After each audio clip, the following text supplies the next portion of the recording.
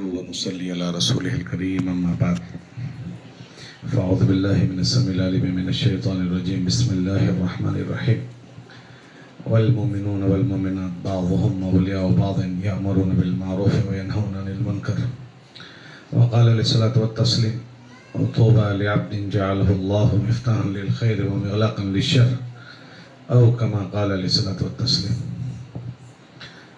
میرے عزیزوں بھائیوں دوستوں اور بزرگوں اور عزیزہ بہنوں، اللہ کا کرم فضل اور احسان ہے کہ اللہ پاک نے اپنے فضل و کرم سے ہمیں اس پرفتن ماحول میں، اس پرفتن زمانے میں دین کی اور دین کی محنت کی سمجھ عطا فرمائی. یہ محض اللہ کی توفیق اور اس کا فضل ہے. بغیر اللہ کی مشیت کے، بغیر اللہ کے ارادے کے کوئی آدمی کوئی کام نہیں کر سکتا. اللہ قرآن میں فرماتے ہیں کہ بغیر اللہ کے ارادے کے کوئی آدمی ارادہ نہیں کر سکتا. امی جان حضرت عائشہ رضی اللہ تعالیٰ عنہ کی روایت ہے کہ اللہ کے ارادے کے بغیر درخت کا پتا نہیں ہلتا. تو ایسے ماحول میں کسی آدمی کو دین کی توفیق مل جانا، زندگی گزارنے میں اللہ کے حکموں کے پورا کرنے کا اور اللہ کے نبی علیہ السلام کے طریقوں پر چلنے کی توفیق مل جانا، یہ اللہ کی توفیق سے ہی ہوتا ہے. اللہ قرآن میں فرماتے ہیں توفیق ہم دیتے ہیں، وَمَا تَوْفِيقِي إِلَّا بِاللَّهِ. دنیا میں دین کو سننے والے اور دین کی باتیں کرنے والے بہت ملیں گے. ایمان والے تو ایمان والے، غیر ایمان والے بھی ملیں گے کہ جو دین کی باتیں کرتے ہیں، لیکن دین والی زندگی کی توفیق جس کو اللہ چاہتے ہیں اسے ملتی ہے. اور یہ توفیق ملنا بہت بڑی بات ہے کہ دین کی توفیق کا ملنا، کہ آدمی اللہ کے حکموں کے مطابق اور نبی کریم صلی اللہ علیہ وسلم کے طریقوں کے مطابق اپنی زندگی گزارنے پر پڑا، کہ اپنی زندگی کے جو شعبے ہیں ان سارے شعبوں میں اللہ کے حکموں کے مطابق اپنے اعمال کو کرنے والا بنا، کہ اللہ نے اس امر کو کیسے کرنے کا حکم دیا ہے اور اس میں نبی کریم صلی اللہ علیہ وسلم کا کیا طریقہ ہے کہ وہ ایسے اپنے کام کرنے والا بنا. کہ یہ اتنی بڑی توفیق ہے کہ ایسے کام کرنے والے اور ایسے زندگی گزارنے والے لوگ براہ راست اللہ کی مدد اور نصرت میں آ جاتے ہیں. اور ہر بندے سے اللہ پاک نے ایسے زندگی کا مطالبہ کیا ہے. اللہ قرآن میں فرماتے ہیں کونوا عباد اللہ، کہ ہر مرد اور ہر خاتون اللہ کے بندے بن کر زندگی گزاریں. اس کا کیا مطلب؟ کہ اپنی زندگی کے سارے شعبوں میں ہر عمل کو اللہ کے حکم کے مطابق اور نبی کریم صلی اللہ علیہ وسلم کے طریقے کے مطابق وہ کرے. اس زندگی کو عبدیت والی زندگی کہتے ہیں. ہر ایمان والے مرد اور عورت سے بلکہ سارے لوگوں سے اللہ پاک نے اس زندگی کا مطالبہ کیا ہے. ہم دیکھیں کہ ایک بہت بڑا مجمع دنیا میں وہ ہے کہ اپنی زندگی گزارنے میں ان چیزوں کی رعایت نہیں کرتا، بلکہ اپنے کام کاج اپنی جی کی چاہت کے مطابق کرتے ہیں. اپنی زندگی کے گزارنے کے طور طریقے اپنے من کے مطابق کرتے ہیں. ایسے لوگوں سے اللہ سخت ناراض ہیں. بلکہ اللہ قرآن میں فرماتے ہیں کہ وہ لوگ ہیں جنہوں نے اپنا معبود اپنے من کی چاہتوں کو بنا لیا ہے. تو ہمیں اللہ پاک نے ایسے ہزاروں لوگوں میں سے چھانٹ کر اس بات کی توفیق دی، تو ہم اس پر اللہ کا شکر ادا کریں. اس مبارک عمل کی برکت سے ہمیں نہیں پتا کہ ہماری زندگیاں کتنی پرسکون ہم گزار رہے ہیں. لوگوں سے چلیں پھریں ملیں دیکھیں کہ پتہ نہیں لوگ کیسے کیسے مسئلوں میں گھرے ہوئے ہیں، پتہ نہیں کیسے کیسے، کیونکہ اللہ کی طرف سے یہ اعلان ہے کہ جس کی زندگیاں بھی اللہ کے حکم کے مطابق نہیں ہوگی، نبی کریم صلی اللہ علیہ وسلم کے طریقوں کے مطابق نہیں ہوگی، اللہ فرماتے ہیں ایسوں کی زندگیوں میں ہم تنگی کو ڈالیں گے. اللہ پاک نے قرآن میں بات فرمائی ہے. وہ تنگ جو ہے وہ کسی کو نظر آئے نہ آئے، لیکن زندگیوں میں وہ تنگی آ جاتی ہے. وہ تو لوگوں سے جب ملتے ہیں تب پتہ چلتا ہے کہ کون کون کیسے حالات میں جیون جی رہے ہیں. جب ان کو سنتے ہیں تب اللہ کا احسان ماننے کا تو بلا تکلف دل سے ایک بات نکلتی ہے کہ اللہ تیرا شکر ہے کہ ان سب چیزوں سے آپ نے ہم کو بچا کر رکھا ہے۔ دنیا میں تنگی لانے کے اللہ نے شکلیں نہیں بیان کی کہ فلاں فلاں راستے سے تنگی آئے گی۔ اللہ قرآن میں فرماتے ہیں میرے بہت لشکر ہیں، للہ جنود، اور ایک جگہ فرمایا کہ میرے لشکروں کو میرے علاوہ کوئی نہیں جانتا۔ اللہ اپنے لشکروں میں سے کسی لشکر کو ان پر مسلط کر دیتے ہیں۔ ہاں، اور جیسے اللہ کی یہ مخلوق میں بڑی بڑی چیزوں کو تو سارے لوگ جانتے ہیں کہ زمین اللہ کا لشکر ہے، جب وہ ہل جائے تو پتہ نہیں کیا سے کیا کر دیں، اور زمین اپنے نفع پہنچانا بند کر دیں تو لوگ پریشان ہیں۔ آسمان اللہ کا لشکر ہے، ہوا اللہ کے لشکر ہے، جیسے بڑی بڑی چیزیں اللہ کے لشکر، ایسے چھوٹی چھوٹی چیزیں اللہ کے لشکر، اور گھر میں رہنے والے افراد اللہ کے لشکر۔ جب اللہ کی ناراضگی ہوتی ہے تو نفع والی شکلوں سے نقصان کی شکلیں ظاہر ہوتی ہیں۔ جن کو نفع پہنچانے کے لیے اختیار کیا گیا تھا انہی سے نقصان ظاہر ہوتا ہے، اور بعض مرتبہ اتنی تنگی زندگیوں میں آ جاتی ہے۔ مولانا عمر صاحب رحمۃ اللہ علیہ ایک جملہ فرماتے تھے کہ گھر ہوتے ہوئے آدمی بے گھر ہو جاتا ہے، اور بیوی کے ہوتے ہوئے بغیر بیوی کا ہو جاتا ہے، اور بیوی شوہر کے ہوتے ہوئے بغیر شوہر کے ہو جاتی ہے، اور اولاد کے ہوتے ہوئے بغیر اولاد کے ہو جاتے ہیں۔ جن کاروبار کو مالدار بننے کے لیے اختیار کیا تھا وہی قرض دار بنا دیتا ہے۔ لیکن آدمی جب اس میں عبرت کی نگاہ سے دیکھے تو یہ سب چیزیں دکھتی ہے، اور ہم میں سے بہت سو کو اللہ پاک نے ان میں سے بہت ساری الجھنوں سے محفوظ کر رکھا ہے۔ تو یہ نہیں ہے کہ ہم اور آپ اپنی طاقت سے ان چیزوں سے بچے ہوئے ہیں، بلکہ یہ محض اللہ کا فضل اور انعام ہے کہ اللہ پاک اپنے بندوں کے لیے جو اس کی اطاعت اور فرما برداری والی زندگیوں پر پڑھتے ہیں، اللہ نے قرآن میں ایسے بندوں کے لیے خوشگوار زندگی بنانے کا وعدہ کیا ہے۔ یہ اس وعدے کے پیش نظر اللہ پاک نے ہمیں ان الجھنوں سے بچایا ہے۔ یہ کتنا بڑا اللہ کا انعام ہے۔ اگر اللہ کی توفیق شامل حال نہ ہوتی تو ہم بھی انہی کی طرح ہوتے جیسے اور لوگ ہیں۔ تو اس کا کیا تقاضا ہے؟ کہ اس کا تقاضا ہے کہ ہم اللہ کا شکر ادا کریں۔ پتہ نہیں اللہ کو ہماری کیا بات پسند آ گئی، ہم نے تو اللہ سے کوئی رجوعات نہیں کی، ہم نے تو کوئی اللہ سے درخواست نہیں کی تھی، اللہ نے اپنے فضل سے ہمیں ان چیزوں کی توفیق دی ہے۔ یہ توفیق اللہ کی طرف سے ملتی ہے، تو اس پر ہمیں اللہ کا شکر ادا کرنا ہے۔ دوسرا، اللہ پاک نے ہمیں دین کی محنت کی توفیق دی کہ ہمارا یہ پورا مجمع اپنی دینداری کے ساتھ دین کی محنت میں لگا ہوا ہے، کہ یہ توفیق بھی بہت بڑی توفیق ہے۔ کہ سب سے پہلی بات یہ ہے کہ اللہ پاک نے ہر ایمان والے سے اس کا مطالبہ کیا ہے کہ وہ اپنی زندگی میں اللہ کے دین کا مددگار بن کر جیے۔ یا ایھا الذین آمنوا کونوا انصار اللہ، کہ ایمان والو تم اللہ کے دین کے مددگار بنتے ہوئے زندگی گزارو۔ اگر کوئی آدمی اللہ کے دین کی توفیق اس کو مل گئی، دین کی محنت کی توفیق مل گئی، تو غیر محسوس طریقے سے وہ اللہ کے دین کا مددگار بن جاتا ہے۔ اور اللہ کے دین کا مددگار بننا کہ نصرت کرنا، اس کا مطلب کہ اللہ کا کلمہ دنیا میں زندہ ہو جائے، اس فکر کو کرنا، اس کی محنت اور اس کی تدبیر کرنا، اس کے لیے جان و مال لگانا، کہ اللہ کے دین کی نصرت ہے۔ اس پر اللہ کے بڑے بڑے وعدے ہیں۔ سب سے بڑا وعدہ اللہ کا یہ کہ اگر تم اللہ کے دین کی نصرت کرو گے، اللہ تمہاری نصرت کرے گا۔ تو اللہ کی مدد بندوں کے ساتھ شامل حل کرنے کا بڑا ذریعہ ہے وہ اللہ کے دین کی نصرت۔ ہماری زندگی میں 50 کام اللہ آسانی سے کروا دیتا ہے، ہم اس کو نہیں سوچ پاتے کہ ان کاموں کے لیے پتہ نہیں لوگ کتنے پریشان ہوتے ہیں، اور ہمارے کام غیر محسوس طریقے سے اللہ نے سلوٹوں میں کروا دیے۔ ہم اس کو سوچ نہیں پاتے کہ کیسے سلوٹوں میں ہو گئے۔ کہ یہ چیز ہے کہ اللہ کی نصرت شامل حال ہوئی، ورنہ انہی کاموں میں پتہ نہیں لوگ کیسے الجھے ہوئے ہیں اور پریشان ہیں۔ چھوٹے چھوٹے کاموں میں لوگ الجھ جاتے ہیں، پریشان ہو جاتے ہیں۔ تو ان چیزوں کا استحضار کرنا کہ اللہ کا وعدہ ہے کہ جو اللہ کے دین کی نصرت کرے گا اللہ اس کی مدد کرتے ہیں، تو یہ میرے رب نے میری مدد کی اور ہمارے کاموں کو آسان کر دیا۔ جب یہ استحضار ہوگا تو پھر اس عمل میں اور اضافہ ہمیں کرنے کی سمجھ پڑے گی۔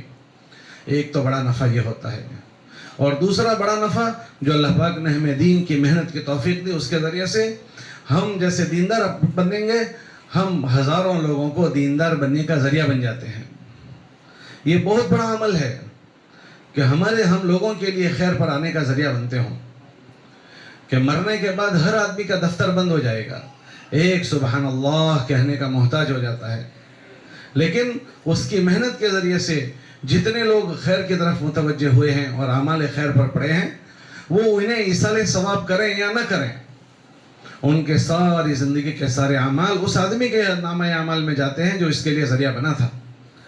تو یہ کوئی معمولی توفیق ہے، بہت بڑی توفیق ہے۔ انشاءاللہ محنت کرنے والے دیکھیں گے کہ ان کے نامہ اعمال میں علماء ہوں گے، حفاظ ہوں گے، ہزاروں حج ہوں گے، ہزاروں نمازیں ہوں گی، کہ ہم تو ترغیب دے کر آ جاتے ہیں، لیکن اس ترغیب کے اثر سے پتہ نہیں کس نے کیا اثرات لیے ہوتے ہیں۔ ہاں، یہ ترغیب کا ایک عمل، ہمارے گھر پڑوس میں ایک ہمارے حاجی صاحب تھے، ابھی انتقال ہو گیا، بھائی یامین صاحب کر کے، وہ سناتے تھے کہ ہمارے وہاں ایک جماعت آئی، ہماری ایک مسجد میں ٹھہری ہوئی تھی، تو وہ مسجد میں بیٹھ کر تعلیم کر رہے تھے۔ باہر دروازے کے پاس ایک ہوٹل والا تھا، چائے کی ہوٹل اس کی تھی، اس کے ساتھ اس کا ایک چھوٹا سا بچہ کام کاج کرتا تھا۔ وہ جب مسجد میں جماعت تعلیم کر رہی تھی، وہ ہوٹل والا بھائی وہاں برتن مانج رہا تھا، اپنے ہوٹل کے برتن دھو رہا تھا۔ تو تعلیم کے دوران یہ روایت پڑھی ساتھیوں نے کہ جو آدمی اپنے بچوں کو حفظ قرآن کروائے گا، اللہ اسے کیا دیں گے؟ وہ فضائل پڑھے گئے۔ تو وہ باتیں اس برتن دھونے والے بھائی کے کان میں پڑی، اس کو شوق پیدا ہو گیا کہ اتنی بڑی چیز ہے، اس فضیلت کی تعلیم، یہ فضائل کی تعلیم کے ذریعے سے اس کے کان میں یہ بات پڑتی ہے، اس کو ذوق شوق بنا، اس نے یہ طے کیا کہ اپنے بچے کو میں حافظ بناؤں گا۔ تو اس نے اپنے بچے کو حفظ کروایا۔ حاجی یامین صاحب یہ بات سنا رہے تھے کہ میں اس آدمی کو جانتا ہوں، پھر وہ بچہ حافظ ہوا، عالم دین ہوا، پھر وہ پڑھانے بیٹھا، تو اس استاد کے ذریعے سے 200 بچوں نے حفظ کیا۔ اب آپ اندازہ کریں کیا اس جماعت کو پتا ہوگا کہ ہماری تعلیم کا اتنا بڑا اثر ہوا؟ اب کل قیامت کے دن یہ 200 بچے جیسے اس حافظ صاحب کے نامہ اعمال میں جائیں گے، ویسے اس کے والد کے نامہ اعمال میں، اور اس کے بعد اس جماعت کے نامہ اعمال میں جائیں گے، جس جماعت کو یہ سارا کچھ پتہ بھی نہیں ہے کہ ہماری تعلیم نے اتنے اثرات کیے۔ یہ تو ایک عمل ہوا۔ ایسے جماعتیں صبح سے شام تک جو لوگوں سے ملتی ہے، جلتی ہے، ایسے مردوں کی محنت میں مرد اپنی طرف سے محنت کرتے ہیں۔ آپ اپنی مستورات کے تعلیم کے حلقوں کے ذریعے سے، ہر ہفتے تعلیم کے ذریعے سے مستورات آنے والی بہنوں کا ذہن بناتی ہو۔ آپ سیکھنے سکھانے کے حلقے کے دن میں آپس میں سیکھنے سکھانے کے عمل پر پڑتی ہو، اور جس طرح مرد اللہ کے راستے میں جا کر دور دراز محنت کرتے ہیں، آپ بہنیں بھی موقع بموقع اپنا وقت فارغ کر کے اللہ کے راستوں کا جو خروج کرتے ہو، اس کے ذریعے سے ماشاءاللہ اطراف میں اور صوبے میں، اور ماشاءاللہ جب چلوں میں جانے کا موقع ہوتا ہے تو پورے ملک میں جا کر جو محنت ہوئی ہے اس کا ہمیں نہیں پتا کہ کیا کیا خیر وجود میں آئی ہے۔ تو یہ بہت بڑی کمائی ہے ہم لوگوں کی، ان چیزوں کا استحضار کہ اللہ نے اتنی بڑی بات کی ہمیں توفیق دی۔ اور تیسرا بڑا جو نفع ہوتا ہے محنت میں لگنے کا، اللہ نے جو دین کی محنت ہمیں دی، اس کا نفع یہ ہوتا ہے کہ جو آدمی محنت میں لگا رہتا ہے اس کا اپنا دین پختہ ہوتا رہتا ہے۔ آپ دیکھیں کہ ہم جب اللہ نے ہمیں دین کی محنت میں لگایا، اس سے پہلے ہمارے دینی سطح کی کیا کیفیت تھی، اور روزانہ اس میں لگنے کے بعد، چلنے کے بعد ہر روز کچھ نہ کچھ اضافہ ہوتا رہتا ہے۔ اور یہ اصولی بات ہے، جیسے چیز محنت سے حاصل ہوتی ہے، ایسے چیز کا بقا بھی محنت سے ہوتا ہے۔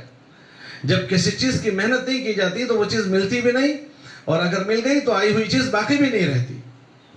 دیکھو نا، کھیت میں کھیتی اگانی ہو تو اس کی محنت ہے، اور اگر محنت اگ جائے تو اس کو باقی رکھنے کی مستقل محنت ہے۔ بغیر محنت کے نہ تو اگتی ہے، اور بغیر محنت کے وہ باقی نہیں رہتی۔ ایسے ہمارا دین بھی اس لگاتار محنت سے، تسلسل کی محنت سے اس کے اندر پختگی آ رہی ہے۔ ورنہ کتابوں میں آتا ہے کہ آدمی کا ایمان کمزور پڑ جاتا ہے، بلکہ اللہ کے نبی علیہ السلام کی بات کا تو مفہوم یہ ہے کہ آدمی کا ایمان میلا ہو جاتا ہے، ایسے میلا ہو جاتا ہے جیسے کپڑے میلے ہو جاتے ہیں۔ اور جب کپڑے میلے ہو جاتے ہیں تو آدمی کے کپڑوں سے بدبو آتی ہے۔ ایسے آدمی کے ایمان میں جب ضعف آتا ہے تو وہ اچھائی اور برائی کی تمیز اس کی زندگی میں کم ہو جاتی ہے۔ یہ ایمان کی نشانی ہے کہ آدمی کو اچھائی لگنے لگے اور برائی لگنے لگے، اچھے برے کی تمیز اس کی زندگی میں باقی رہے، یہ ایمان کی نشانی ہے۔ ہمارے نبی علیہ السلام نے فرمایا، اذا سرتک حسنتک واذا ساءتک سیئتک فافهم انت مؤمن، کہ تجھے تیری نیکی خوش کرے اور تیری برائی تجھے غمگین کر دے تو یہ بات سمجھ کہ تو ایمان والا ہے۔ جب ایمان میلا ہوتا ہے تو پھر جسم سے जिस्म से ऐसी बदबू आती है जैसे कपड़ों से। आंखें गंदा देखती है, उसे कोई परवाह नहीं होती। कान से गंदा सुनता है, उसे कोई परवाह नहीं होती। जिस्म से अल्लाह को नाराज करने वाले अमल जाहिर होते हैं। जैसे कपड़ों में से बदबू आती है, ऐसे जिस्म से निकलने वाले अमल गंदे हो जाते हैं। ये तसलसल की मेहनत, अल्लाह को बोलना, ईमान को बोलना, आखिरत को बोलना, कब्र हशर को बोलना, ये तसलसल के साथ बोलना, ये आदमी का यकीन बनाता है, अल्लाह पर विश्वास, अल्लाह पर एतमाद को बढ़ाता है। मौलाना इलियास साहब ये फरमाते थे कि इस मेहनत का नाम लोगों ने तब लिया रखा है, अगर इसका नाम मैं कुछ रखता तो मैं इसका नाम तहरीक ईमान रखता, कि ईमान को हरकत में लाने वाली चीज़। और ईमान हरकत में आता है ईमान की मेहनत से, और जब ईमान हरकत में आता है तो जिस्म से निकलने वाले सारे अमाल हरकत में आते हैं। लुक़मान हकीम ने अपने बेटे से कहा, बेटा जिसका यकीन जितना मजबूत होगा उसके जिस्म से निकलने वाले अमाल इतने ही मजबूत होंगे, और जिसका यकीन कमज़ोर होगा उसके जिस्म से निकलने वाले अमाल कमज़ोर होंगे। तो हमें भी जो ताकत पहुँच रही है वो लगातार मेहनत में लगे रहने की बरकत से मिल रही है। तो हम भी इस पर अल्लाह का शुक्र अदा करें कि अल्लाह ने मुझे बड़ी बड़ी बातों की तौफीक दी, हम मर्दों को, आप बहनों को। ये महज अल्लाह का फजल है। हम सोचें कि जब तक ये तौफीक हमें शामिल हाल नहीं थी, हमारी कैसे ज़िंदगी थी। हम मर्द अपनी ज़िंदगी का जायज़ा लें, आप बहनें अपनी ज़िंदगी का जायज़ा लो। हमारी रातें कैसे थी, हमारे दिन कैसे थे। अल्लाह ने अपने नबी के सहाबा को इसका इस्तेहज़ार करवाया है कि तुम याद करो कि जब तुम्हारे पास ये दीन नहीं आया था तुम कैसे थे। उज़्कुरू निअमतल्लाहि अलैकुम इज़ कुंतुम अदाअन फ़अल्लफ़ बैन क़ुलूबिकुम, कि जब तुम्हारे पास ये दीन नहीं आया था तुम क्या कर रहे थे। ये तो इशारा आया, उसने तुम्हें संभाला दे दिया। तो हमें भी इन चीज़ों का इस्तेहज़ार करना है कि जब हमें इन चीज़ों की तौफीक नहीं थी तो हम कैसे ज़िंदगी गुजार रहे थे। अब अल्लाह ने इन चीज़ों की तौफीक दी तो अब हमारे ज़िम्मे क्या है। ये जो हमारे मौका ब मौका जोड़ होते हैं, मर्दों के जोड़ होते हैं, काम करने वाली बहनों को जो जोड़ा जाता है, ये आपको चंद बातें सुनाने के लिए नहीं जोड़ा जाता, चंद बातें कहने के लिए नहीं जोड़ा जाता, बल्कि अल्लाह के ये जो इनामात और फजल और मेहरबानियाँ हम पर है उसको याद करवाया जाता है, उसका इस्तेहज़ार करवाया जाता है, ताकि हम उसमें और शुक्रगुजार बनते हुए ज़िंदगी गुजारें। इसलिए कि नेमत के मिलने के बाद अल्लाह ने हर आदमी से शुक्र का मुतालबा किया कि हर आदमी अल्लाह का शुक्र करे।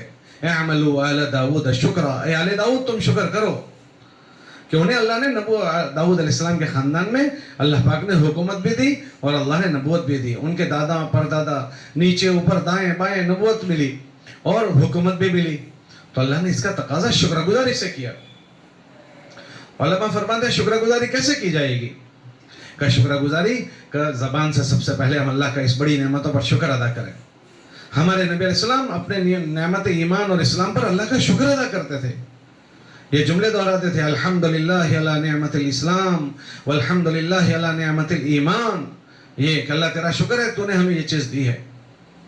और दूसरी शुक्रगुजारी कि हमारे दिल से उसका खुशी हो।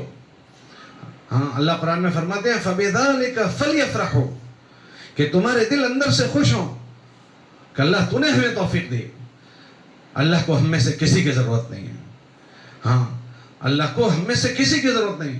अल्लाह हमारे अलावा को भी ये तौफीक दे सकते थे, लेकिन अल्लाह को हमारी कोई बात पसंद आई, हमारे माँ बाप की दुआएं हमारे हक़ में कबूल हो गई कि अल्लाह ने हमें चला दिया।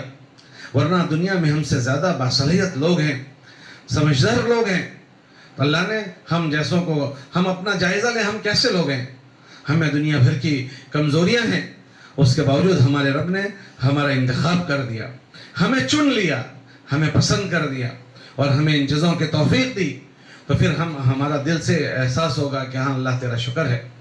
तो दूसरा तकाज़ा ये है कि हम इसमें अपने दिल से अल्लाह के शुक्रगुजार बने।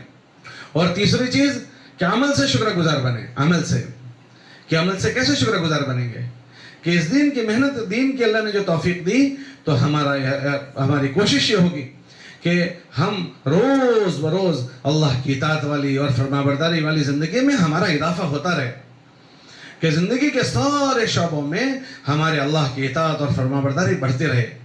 जब ये एहसास होगा कि उसके बगैर चाराई कार नहीं, और उस ज़िंदगी पर अल्लाह की मदद और रहम और अल्लाह की मदद और रहम और अल्लाह की नुसरत बंदे के साथ शामिल हाल होती है, और ये मेरे अल्लाह का मुझ पर फजल और मेहरबानी है, तो फिर उसमें इजाफा आदमी करता चला जाता है। کہ روزانہ زندگی کے سارے شعبوں میں جتنوں کی ہمیں توفیق ملی اس کا تو اللہ کا احسان ہے. باقی زندگی کے اور جو شعبے ہیں ان شعبوں میں جو چکے ہیں، جو غلطیاں ہیں یا جس میں ہم آگے پیچھے ہیں، اس دھیان کے ساتھ ان سب کی تلافی کرتے جانا ہے. یہ جو ہماری فضائل اعمال، فضائل صدقات کی کتابیں ہیں نا، وہ کیا کتابیں ہیں؟ کہ وہ وہی کتابیں ہیں کہ اس کتابوں میں زندگی کے جو 5 شعبے ہیں، ایمانیات ہے، عبادات ہے، معاملات ہے، معاشرت اور اخلاقیات، ان 5 شعبوں میں ایمان والے سے اللہ کون سی زندگی چاہتا ہے اس کا مذاکرہ ہے. حضرت مولانا الیاس رحمۃ اللہ علیہ نے وہ کتابیں حضرت شیخ سے مستقل لکھوائی ہے. ان 5 شعبوں کی اس میں تعلیم ہے. سب سے پہلے ایمانیات ہے، پھر اس کے بعد عبادات کے 5 ارکان ہیں، پھر اس کے بعد معاملات ہے، حلال کیا ہے، حرام کیا ہے، حرام کا نوالا پیٹ میں چلا گیا تو کیا ہوگا، ایک بالشت کسی کی زمین ہمارے پاس آ گئی تو کیا ہوگا. پھر معاشرت ہے، معاشرت، رہن سہن، امی کا کیا حق ہے، ابا کا کیا حق ہے، اولاد کا کیا حق ہے، چھوٹوں کا، بڑوں کا، میاں بیوی کا، یہ حقوق ہیں. پھر اس کے بعد اخلاقیات ہے. ہمیں یہ کتابیں تعلیم میں اللہ کے راستے میں نکل کر بھی اور گھروں پر اور ہمارے محلے کے اجتماعی تعلیم کے حلقوں میں اسی طرح سے سنوائی جاتی ہے کہ اس کو سن کر ہر ایمان والا مرد اور عورت اپنی زندگی کو صحیح رخ پر لے جانے والے بنے. تو عزیزہ بہنوں، اللہ پاک نے ہمیں ایک بات کی توفیق دی ہے تو ہم اس ذہن سے روزانہ اس میں چلتے ہوں کہ مجھے اس میں اور آگے بڑھنا ہے. ابھی میرے اندر جب ہم تعلیم میں بیٹھتے ہیں تو پتہ چلے گا کہ ہماری زندگیوں میں ابھی کتنا جھول ہے. ایک ہمارے بزرگ فرماتے تھے کہ جب تم تعلیم میں بیٹھو نا تو تعلیم کو اپنا آئینہ بناؤ. آئینہ جیسے ایک آدمی آئینے کے سامنے کھڑا رہتا ہے تو وہ دیکھتا ہے کہ میری سر کی ٹوپی کیسی ہے، میری داڑھی کیسی ہے، میرا کرتے کے بٹن کیسے ہیں، اس میں دیکھتا ہے تو اس کو پتہ چلتا ہے کہ کتنا ٹھیک ٹھاک کر رہا ہے. جب ان کتابوں کو اس ذہن سے سنا جائے گا نا تو اس تعلیم میں پڑھا جائے گا کہ ایمان والا اس میں ایسا ہونا چاہیے. پھر اپنا جائزہ لو کہ اس عمل میں کیسا ہوں، تو پتہ چلے گا کہ ہمارے زندگیوں میں کن کن شعبوں میں کیا کیا جھول ہے، کتنا ضعف ہے. اللہ تو مجھ سے یہ زندگی چاہتا ہے اور میں ابھی تک یہاں تک پہنچا ہوں. کیونکہ اس محنت سے مطلوب یہ ہے کہ آدمی کے اندر اللہ کی اطاعت آ جائے. مولانا الیاس رحمۃ اللہ علیہ سے پوچھا گیا کہ آپ اس محنت سے کیا چاہتے ہیں؟ تو انہوں نے یہی جواب دیا تھا کہ احیاء جمیع ما جاء بہ محمد صلی اللہ علیہ وسلم، کہ اللہ کے نبی علیہ السلام جو چیزیں لے کر آئے اس کو زندہ کرنا چاہتا ہوں. تو کس میں کہ جیسے ہم ساری انسانیت میں زندہ کرنا چاہتے ہیں تو ہم میں بھی یہ زندہ ہو رہا ہے نہیں ہو رہا ہے. کیونکہ اللہ تو مجھ سے میری بنی ہوئی زندگی کو پوچھے گا. اللہ تو مجھ سے میری بنی ہوئی زندگی پوچھے گا. اوروں کی زندگیوں کے متعلق مجھ سے کبھی بھی سوال نہیں ہوگا کہ اس نے وہ کیا یا نہیں کیا. وہ ہم سے اللہ نہیں پوچھے گا. ہاں، ان پر ہم نے کتنی محنت کی، محنت کو ہم سے پوچھے گا کہ ہم جتنی کر سکتے ہیں اتنی ہم نے کی یا نہیں کی، اس کو ہم سے پوچھے گا. لیکن دوسروں نے یہ کیا کہ نہیں کیا وہ نہیں پوچھا جائے گا، لیکن ہم نے کیا یا نہیں کیا وہ تو پوچھا جائے گا. اس لیے ہمیں اپنی زندگیوں کو بنانے کا دھیان رکھنا ہے کہ دین کی محنت میں لگنے کے بعد جس طرح اس دین کی محنت کے ذریعے سے ہم اوروں کی زندگیوں میں دین لانا چاہتے ہیں کہ سب سے پہلے میری زندگی میں یہ دین آئے، ہماری زندگی کے سارے شعبوں میں یہ دین آ جائے. اگر خدا نہ کرے اس میں غفلت ہم نے برتی اور ہم نے اس میں سستی برتی تو ہو سکتا ہے ہماری ترغیب سے، ہماری باتوں سے اور لوگوں میں فکر آ جائیں اور لوگ دیندار بن جائیں اور ہم رہ جائیں گے. ہاں، کہ جب ترغیب دی جاتی ہے تو لوگوں میں فکر آتی ہے اور لوگ دیندار بن جاتے ہیں. اور اگر ہماری خود کے اندر فکر نہیں آئی تو پھر ہماری زندگی رہ جائے گی. اور جو لوگوں میں تو محنت کرے اور لوگوں کو دینداری کی طرف متوجہ کرے اور خود اس کی ذاتی زندگی دینداری والے نہ بنے، ان ایسے لوگوں سے اللہ بڑے سخت ناراض ہوتے ہیں. روایت میں آتا ہے ایسے لوگوں کو اللہ اتنا سخت عذاب دے گا، اتنا سخت عذاب دے گا کہ ان کے پیٹ کے آنت باہر نکل آئیں گے اور ان کے پیٹ کے آنت اس کے ارد گرد ایسے لپٹیں گے جیسے تیلی کا بیل گھومتا ہے. اور اس میں ایسے سخت بدبو اور تعفن ہوگا کہ اور جہنمی لوگ جو ہوں گے وہ اس کی بدبو سے پریشان ہو جائیں گے. اس سے پوچھیں گے کہ تو وہ آدمی نہیں ہے جو لوگوں کو دین کی باتیں سمجھاتا تھا؟ تو وہ کہے گا ہاں میں وہی آدمی ہوں. تو پھر تجھے کیا ہو گیا کہ تو یہاں؟ تو وہ کہے گا کہ میں لوگوں کو تو دین کی باتیں سمجھاتا تھا لیکن خود عمل نہیں کرتا تھا. اللہ ہماری اور آپ کی حفاظت فرمائے. اللہ پاک نے ہمیں توفیق دی ہے. شیطان ہمارے ساتھ لگا ہوا ہے. اس کی کوشش یہ ہوگی، ہمارے ایک بزرگ فرماتے تھے کہ پہلے تو شیطان یہ کوشش کرتا ہے کہ آدمی ایسی محنت میں نہ لگے جس کے ذریعے سے آدمی کے اندر دین آتا ہے، اور اگر لگ جائیں تو پھر وہ محنت یہ کرتا ہے کہ اس کے لگنے کے بعد وہ اس دین کی محنت سے نفع نہ اٹھائیں. بھئی اس کا نفع کیا ہے کہ آدمی ایسا بندہ چلا جائے اس محنت کے ذریعے سے جیسا اللہ اس کو دیکھنا چاہتے ہیں. آپ دیکھو صحابہ رضی اللہ عنہم اجمعین کہ وہ حضور علیہ السلام کی خدمت میں جب آئے تو ہر آدمی ایسا بنتا چلا گیا جیسا اللہ دیکھنا چاہتا تھا، اور اتنی اطاعت والی اور فرما برداری والی زندگی بنائی کہ اللہ کے نبی علیہ السلام نے ان کے حق میں گواہی دی کہ میرے صحابہ میں سے ہر آدمی ستاروں کے مانند ہے، ان میں سے جس کی بھی اتباع کرو راہ راست پر پڑ جاؤ گے. کہ گویا انہوں نے اپنے آپ کو اتنا پابند بنایا کہ زندگی کے سارے شعبے اس کے لیے وہ پیشوا بن گئے. عزیزہ بہنوں، ہم بھی اپنے آپ کو اس مبارک محنت میں لگنے کے بعد اس کی نگرانی کریں کہ شیطان ہمیں لقمہ نہ بنا لے، کیونکہ اس نے اللہ کے سامنے قسم کھائی ہے کہ میں ان کے اس راستے پر بیٹھوں گا جس راستے سے وہ تیرے پاس پہنچتے ہیں. لَأَقْعُدَنَّ صِرَاطَكَ الْمُسْتَقِيمَ کہ جو راستہ ان کو تیرے تک لائے گا اس کے بیچ میں بیٹھ جاؤں گا. تو شیطان کی محنت جیسے اوروں پر ہوتی ہے ان سے زیادہ ہم پر اور آپ پر ہوگی، کیونکہ ہم محنت پر پڑے ہوئے ہیں، دین پر پڑے ہوئے ہیں. اس لیے عزیمت کے ساتھ ہمیں اس میں استقامت کے ساتھ چلنا ہے. یہ ہمارے جوڑ اسی لیے ہوتے ہیں کہ ہمیں ہماری ان باتوں کی تازگی ہو جائے. اور یہ کوئی نئی بات نہیں ہے. حیات الصحابہ میں حضرت عبداللہ ابن مسعود رضی اللہ تعالیٰ عنہ کا ایک اثر ہے کہ اللہ کے نبی علیہ السلام کے پردہ فرمانے کے بعد صحابہ آپس میں ملتے تھے اور ان باتوں کو آپس میں دہراتے تھے تاکہ مجمع نبی والی باتوں پر باقی رہے. تو یہاں ان جوڑوں میں کوئی آپ کو نئی باتیں نہیں بتانی ہیں، کوئی نئی ترتیبیں نہیں ہیں. ہماری وہی ترتیبیں ہیں جو آج تک کرتے آئے ہیں، اور اس کے ذریعے سے وہی چیزیں زندہ کر رہی ہیں جو آج تک ہم سے کہی جا رہی ہیں. لیکن چونکہ یہ دنیا غفلت کی جگہ ہے تو یہاں غیر محسوس طریقے سے آدمی کو غفلت ہو جاتی ہے. کام کرنے والوں کو بھی غفلت ہو جاتی ہے، محنت میں لگے ہوئوں کو بھی غفلت ہو جاتی ہے. تو عزیزہ بہنوں، ہمیں بھی غفلت ہو سکتی ہے، تو ہمیں بھی اپنے آپ کو تازہ کرنا ہے کہ ہمیں اس کی فکر آ جائے. اس کے لیے ہمیں یہاں جمع کیا جاتا ہے کہ ہر آدمی اپنی نگرانی کرے.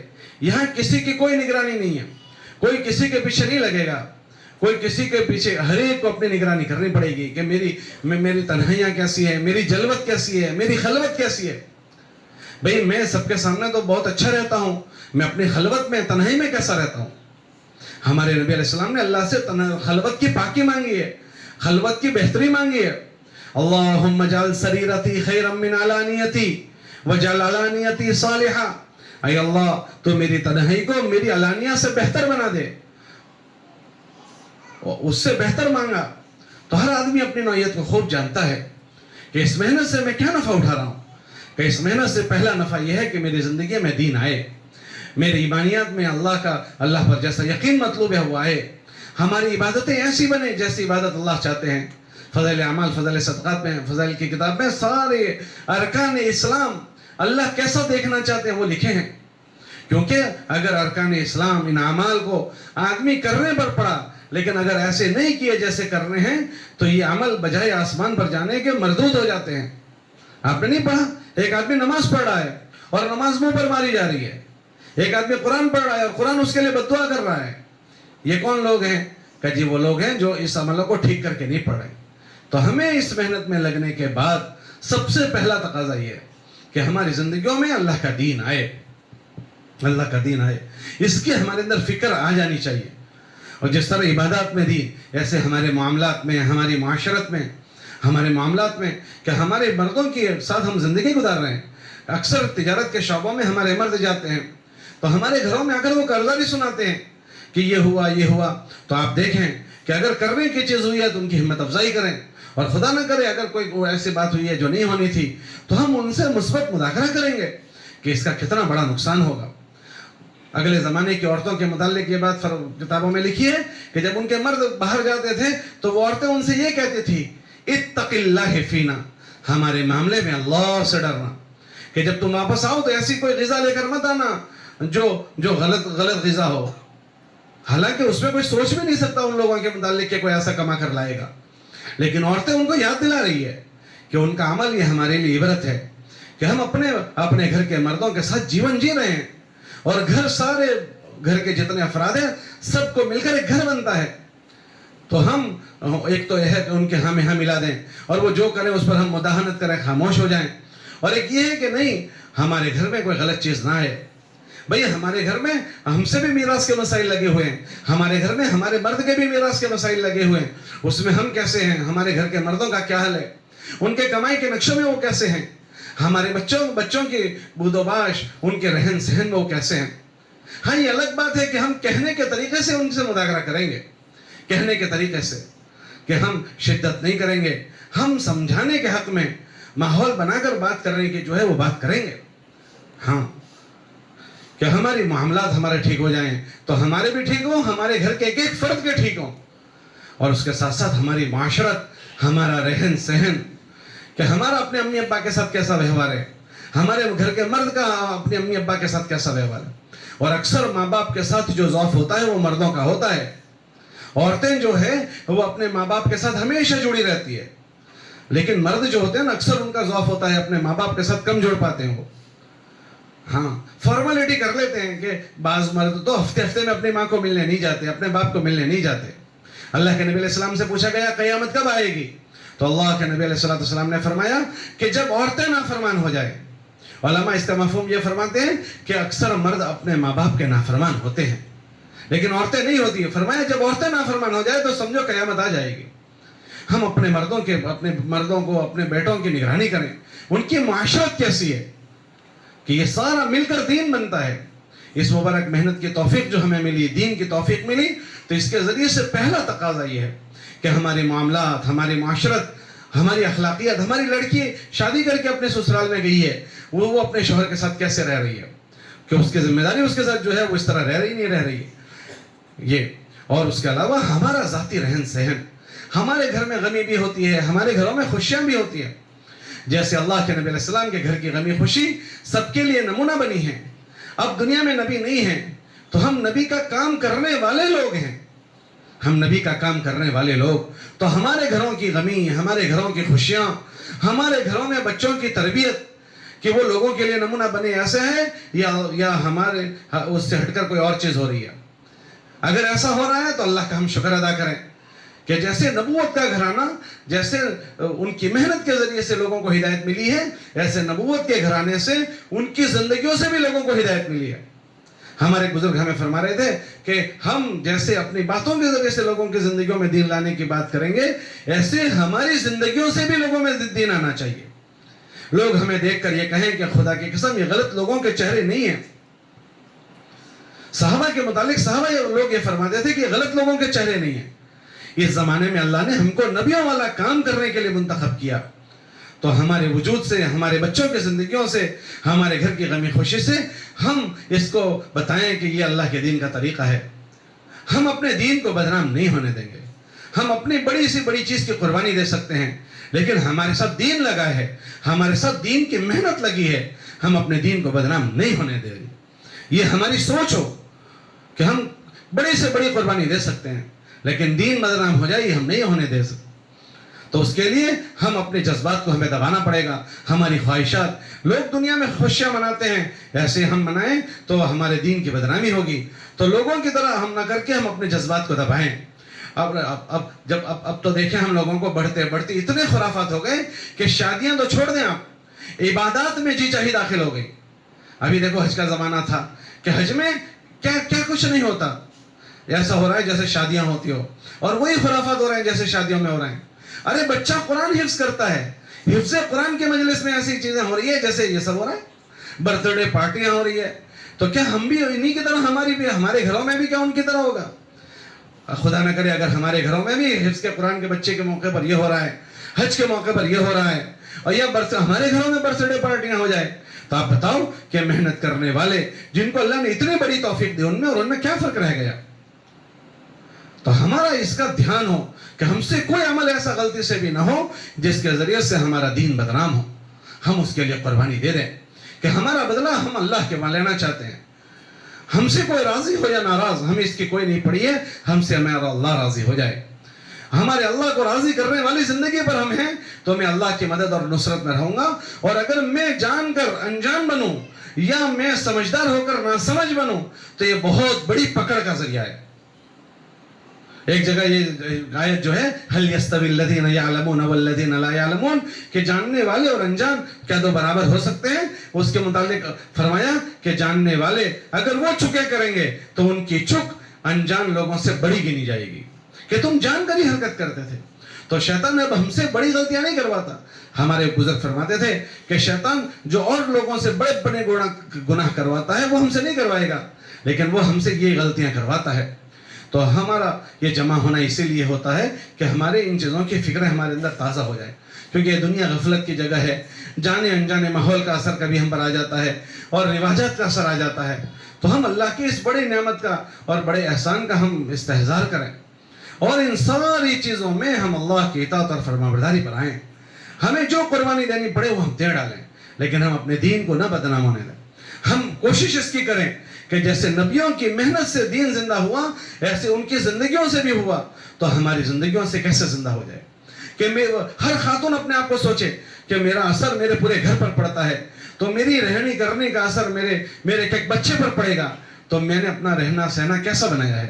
میرے گھر کے ماحول کا اثر میرے ایک بچے پر پڑے گا، تو میں نے اپنے گھر کا ماحول کیسا بنایا ہے. اللہ کے نبی علیہ السلام کے زمانے میں لوگوں کو دین جیسے مسجدوں سے ملتا تھا ایسے لوگوں کے گھروں سے دین ملتا تھا. آپ دیکھو کہ جب اللہ کے نبی علیہ السلام کی مسجد میں قافلے آتے تھے تو مردوں کو مسجد میں ٹھہراتے تھے اور مستورات کو گھروں میں بھیج دیتے تھے. تو مستورات ایک ہفتے میں ان گھر والوں کے ساتھ رہتے ہوئے ایک ہفتے میں دین سیکھ لیتی تھی. ایک قافلہ آیا، حضور علیہ السلام نے ان کو بھیج دیا گھر میں، ایک ہفتے کے بعد بلایا اور ایک ہفتے کے بعد بلا کر ان کا پوچھا تو فرمایا کادو ان یفقہوا، کہ اتنا ایک ہفتے میں انہوں نے سکھا ہے کہ بات سمجھنے کے قریب ہو چکے ہیں.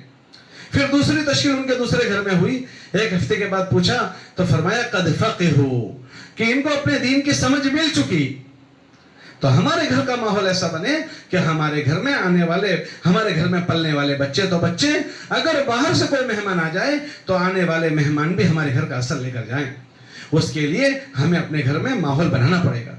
عبادت کا ماحول، ذکر و عبادت کا ماحول، نمازوں کا ماحول، تلاوت کا ماحول. ہمارے گھروں کو لایانی سے ہمیں پاک کرنا پڑے گا کہ اور گھروں میں جو لایانی ہو رہی ہے وہ لایانی اگر ہمارے گھر میں ہے تو ہمارے بچے پھر کیسے ہمارے گھر سے ماحول لیں گے. ہمیں اس کے ذہن کے ساتھ جینا پڑے گا کہ مجھے اللہ نے نبیوں والے کام کرنے کے لیے پسند کیا ہے، نبیوں والے کام کے لیے اللہ نے مجھے منتخب کیا ہے.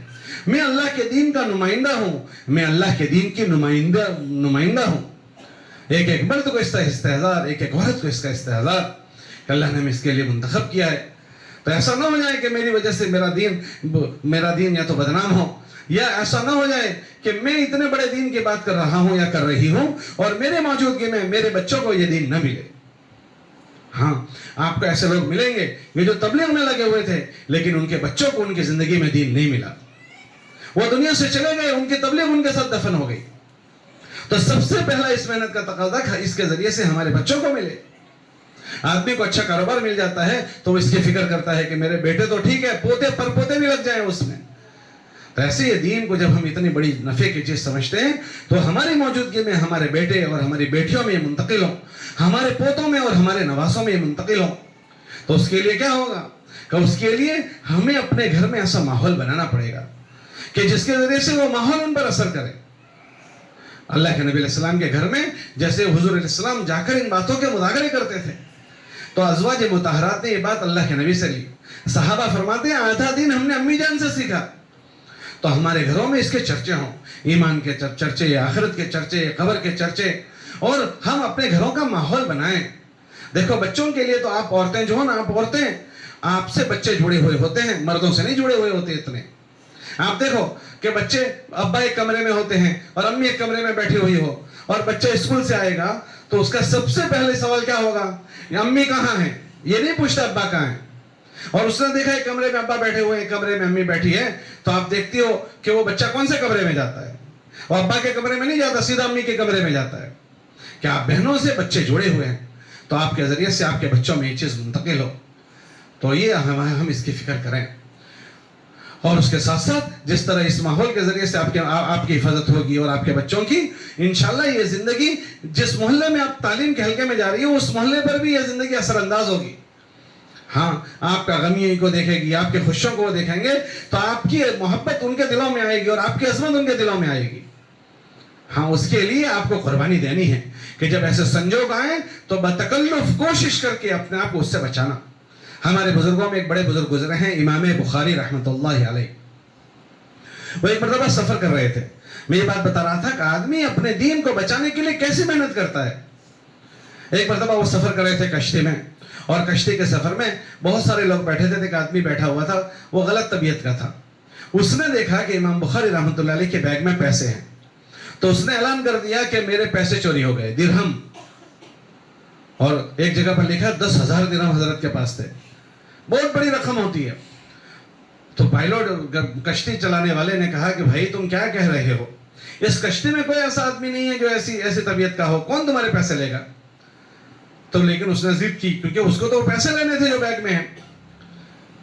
تو جب اس نے اصرار کیا نہیں میرے چوری ہوئے ہیں, تو کہا اچھا چلو سب کے بیگیں چیک کرتے ہیں. سب کی بیگ چیک کی, لیکن کسی کی بیگ میں سے کچھ نہیں نکلا. تو جب امام بخاری کے بیگ میں سے بھی نہیں نکلا, وہ شرمندہ ہوا, کونے میں بیٹھ گیا. پھر بہت دیر کے بعد چپکے وہ آہستہ آہستہ ان کے پاس گیا اور کہا میں نے آپ کی بیگ میں اتنے پیسے دیکھے تھے, وہ پیسے کہاں گئے؟ تو انہوں نے کہا کہ جیسے ہی تو نے اعلان کیا میں نے سارے پیسے سمندر میں ڈال دیے. تو وہ بہت پریشان ہو گیا, کتنی بڑی رقم آپ نے دریا میں ڈال دی. کہا جی ہاں میں نے سمندر میں ڈال دی. ارے ایسا کیوں کیا؟ کہ اگر میری بیگ میں سے وہ پیسے نکلتے تو لوگ مجھے یوں نہیں کہتے کہ محمد ابن اسماعیل, ان کا نام تھا محمد ابن اسماعیل البخاری, لوگ مجھے محمد ابن اسماعیل سے بعد میں جانتے ہیں, سب سے پہلے لوگ مجھے اپنے دین کی وجہ سے جانتے ہیں کہ یہ وہ آدمی ہے جس نے بخاری شریف لکھی ہے. بخاری شریف آپ بہنیں شاید جانتی ہو, اللہ کے قرآن کے بعد سب سے بڑا جو درجہ ہے وہ بخاری شریف کا ہے. انہوں نے بڑی تقوی کے ساتھ وہ کتاب لکھی ہے. ہر حدیث کے لکھنے سے پہلے 2 رکعت پڑھی ہے, طواف کیا ہے اور حدیث لکھی ہے. اللہ نے اس کتاب کو اتنی قبولیت دی کہ آج کوئی عالم مولوی صاحب بننے جاوے, جب تک وہ کتاب نہیں پڑھتا اس کو مولوی صاحب نہیں کہا جاتا. اتنی برکت والی وہ کتاب ہے. تو وہ کہنے لگے کہ میں نے وہ کتاب لکھی ہے, اگر وہ پیسے میرے پاس سے نکلتے تو لوگ مجھے بدنام نہیں کرتے, میرے دین کو بدنام کر دیتے کہ اس آدمی نے چوری کی. لوگ تحقیق تو کرتے نہیں ہیں, تحقیق نہیں کرتے, اور لوگ یوں کہتے کہ اس آدمی نے چوری کی جس نے بخاری شریف لکھی ہے. تو میں بدنام نہ ہوتا, میرا دین بدنام ہو جاتا. تو میں نے پیسوں کو چلتا کر دیا لیکن میرے دین کو بچا لیا. ایسے عزیزہ بہنوں, اگر ہماری غمیاں اور ہماری خوشیوں میں اگر دین بدنام ہو گیا تو عزیزہ بہنوں پھر کیا رہ گیا؟ تو اور مجمع کے مقابلے میں خاص کر ہمارے محنت میں لگے ہوئے مرد اور تعلیم میں لگی ہوئی مستورات, ہمارے ایک عمل سے دین ٹپکنا چاہیے. ایک عمل سے دین ٹپکنا چاہیے کہ اس کا تقاضا ہی ہے.